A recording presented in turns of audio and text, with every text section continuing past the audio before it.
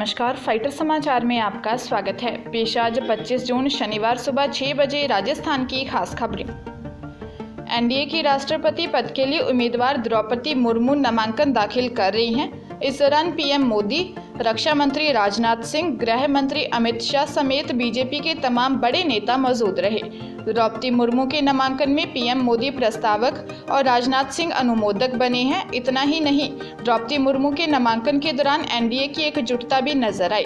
द्रौपदी मुर्मू के नामांकन के दौरान तमाम बीजेपी नेता मौजूद रहे। इसके अलावा बीजेपी शासित प्रदेशों के सीएम भी मुर्मू के नामांकन में पहुंचे। इस दौरान जदयू बीजेद के नेता भी शामिल हुए। बीजेद प्रमुख नवीन पटनायक और आंध्र के सीएम जगन मोहन रेड्डी द्रौपदी मुर्मू के समर्थन देने का ऐलान कर चुके हैं। कर्नाटक हाईकोर्ट ने कहा है कि सार्वजनिक स्थान पर बदसलूकी होने पर ही अनुसूचित जाति और अनुसूचित जनजाति अत्याचार निवारण अधिनियम लागू होगा। एक लंबित मामले को रद्द करते हुए कोर्ट ने कहा कि शिकायतकर्ता ने आरोप लगाया था कि इमारत के बेसमेंट में उसे जाति सूचक शब्द कहे गए थे। इस दौरान उसके सहकर्मी मौजूद थे। इस पर कोर्ट ने कहा कि बेसमेंट सार्वजनिक स्थल नहीं है और इस मामले में अन्य कारण भी मौजूद हैं। इससे प्रबल संभावना है कि आरोपी को निशाने पर लिया जा रहा हो। कर्नाटक हाईकोर्ट के जस्टिस एम नागप्रसन्ना ने इस अहम फैसले में कहा है कि 2 बयानों से 2 तथ्य सामने आए हैं। पहला, बेसमेंट कोई सार्वजनिक स्थान नहीं था और दूसरा, इस घटना का दावा केवल वे कर रहे हैं जो शिकायतकर्ता के सहकर्मी हैं।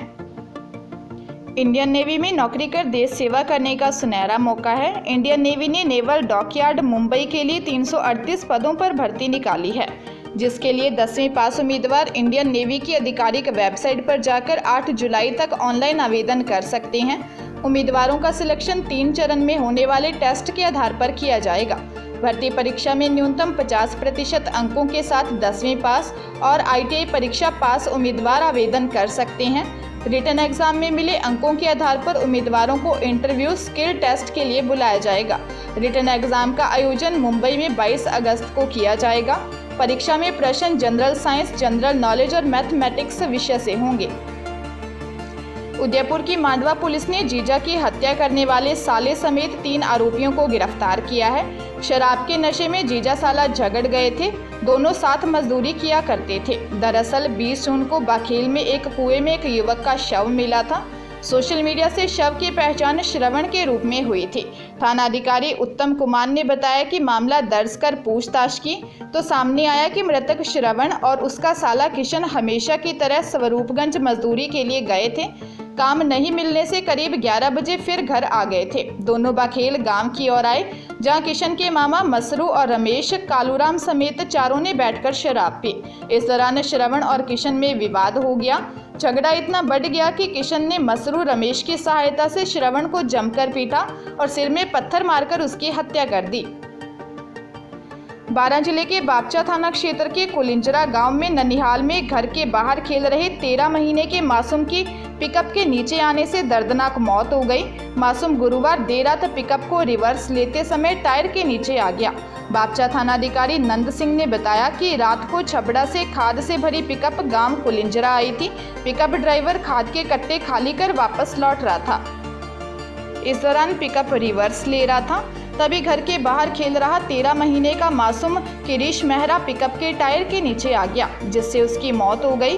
पुलिस ने पिकअप ड्राइवर के खिलाफ मामला दर्ज कर जांच शुरू कर दी है। परिजनों का रो रो कर बुरा हाल है। जयपुर में 2 दिन पहले गिरफ्तार किए गए बदमाशों का लॉरेंस से कनेक्शन निकलने पर पुलिस भी हैरान है। गिरफ्तार किए गए तीनों बदमाश रोहित गोदारा गैंग के मेंबर हैं, जो लॉरेंस का खास है। लॉरेंस के कहने पर कई वारदातें कर चुका है। रोहित ने बीकानेर के नोखा में एक व्यापारी जुगल राठी को एक्सटॉर्शन के लिए धमकाया था। नोखा पुलिस में रोहित के खिलाफ मामला दर्ज किया गया, तब से रोहित अंडरग्राउंड है। जयपुर की भंकरोटा पुलिस ने 3 बदमाशों को गिरफ्तार किया तो खुद रोहित गोदारा गैंग का मेंबर बताया। पुलिस को शक है कि इन बदमाशों ने ही मूसेवाला हत्याकांड में गाड़ी उपलब्ध करवाई। जांच में सामने आया है कि मूसेवाला की हत्या में इस्तेमाल की गई बोलेरो सरदार शहर के सवाई डिलाना गांव के महेंद्र सहारण ने सीकर से नौकर शंकर नायक के नाम पर शपथ पत्र के जरिए खरीदी थी। फरवरी में सीकर के आदित्य कुमार से खरीदी गई इस सेकंड हैंड बोलेरो को बाद में महेंद्र सहारण ने सरदार शहर के अरशद अली के नाम करवा दी।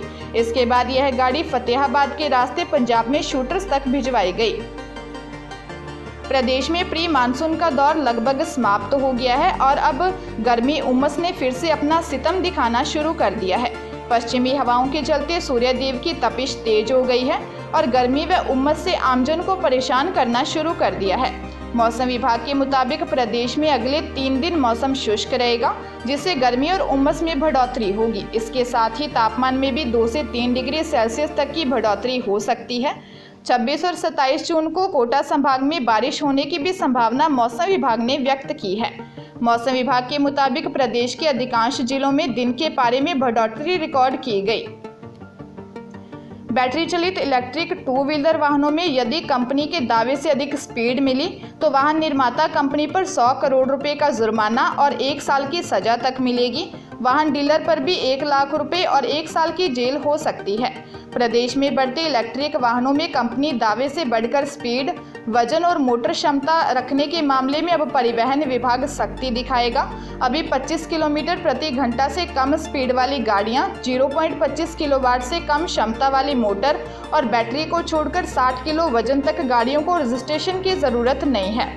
विभाग को जानकारी मिली है कि इलेक्ट्रिक गाड़ी निर्माता कंपनियां रजिस्ट्रेशन से बचने की आड़ में वाहनों की गति, बैटरी क्षमता, बिजली मोटर और गाड़ी का वजन वास्तविक दावे से अधिक रख रही हैं।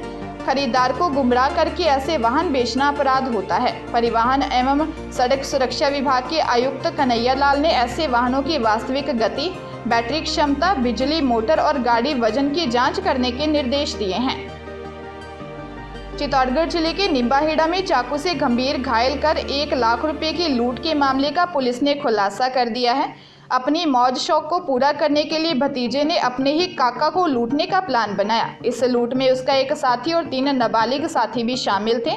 थानाधिकारी तुलसीराम ने बताया कि बोराखेड़ी गांव से सूचना मिली थी कि एक व्यक्ति को किसी ने चाकू मार दिया। मौके पर जब पुलिस पहुंची तो गांव के शंकर उर्फ दुर्गा शंकर ने बताया कि गांव के ही बरौली चौराहे के पास गोपाल शर्मा और उसका भतीजा प्रकाश शर्मा बैठे थे कि अचानक मोटरसाइकिल पर सवार 3 लोग आए और गोपाल पर चाकू से हमला कर 1 लाख रुपए लूट कर ले गए। इस हमले में गोपाल बुरी तरह घायल हो गया था।